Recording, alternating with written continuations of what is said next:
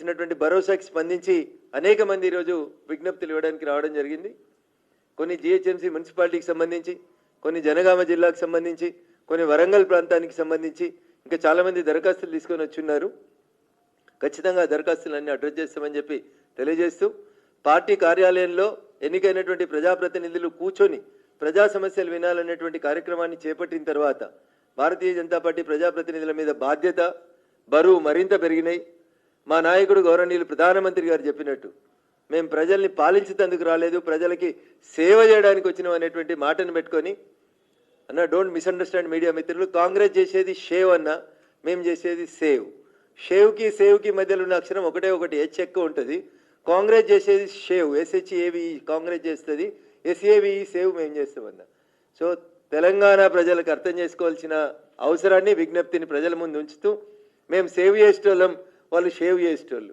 అందుకని సేవ చేసేటోళ్ళ దగ్గరికి రండి, సేవ్ చేసేటోళ్ళ దగ్గరికి రండి, షేవ్ చేసేటోళ్ళ దగ్గరికి పోవద్దని ప్రజలకు అప్పీల్ చేస్తూ సెలవు తీసుకుంటా ఉన్నా. థ్యాంక్ యూ అనండి.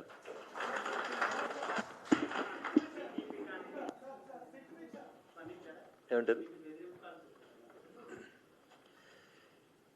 సో నేను మెదక్ ఎంపీగా ఒక ప్రైవేట్ స్కూల్ కార్యక్రమంలో దమ్మాయిగూడలో ఉన్నప్పుడు ఒక నెట్ కాల్ నుంచి ఒక కాల్ వచ్చింది. ఆ కాల్ని మొదటిసారి మా PA అటెండ్ అయినాడు, రెండోసారి కూడా PA అటెండ్ అయినాడు.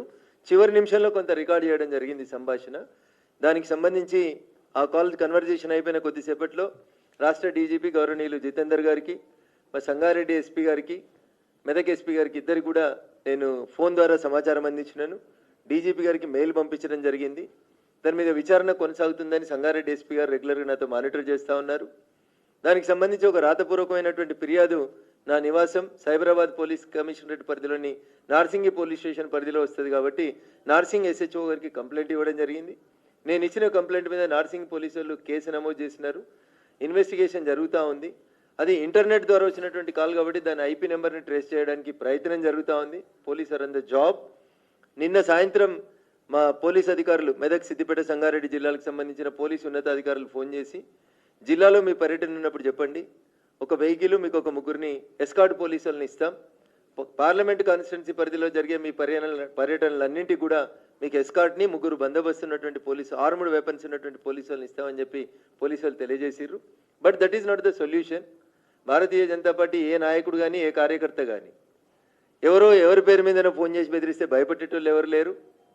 అది ఎర్ర జెండాకైనా, ఇంకొక దానికైనా, ఇస్లామిక్ తీవ్రవాదానికైనా వ్యతిరేకంగా నిలబడి కొట్లాడినటువంటి కార్యకర్తల బలం, దమ్ము, ధైర్యం ఉన్నటువంటి పార్టీ భారతీయ జనతా పార్టీ.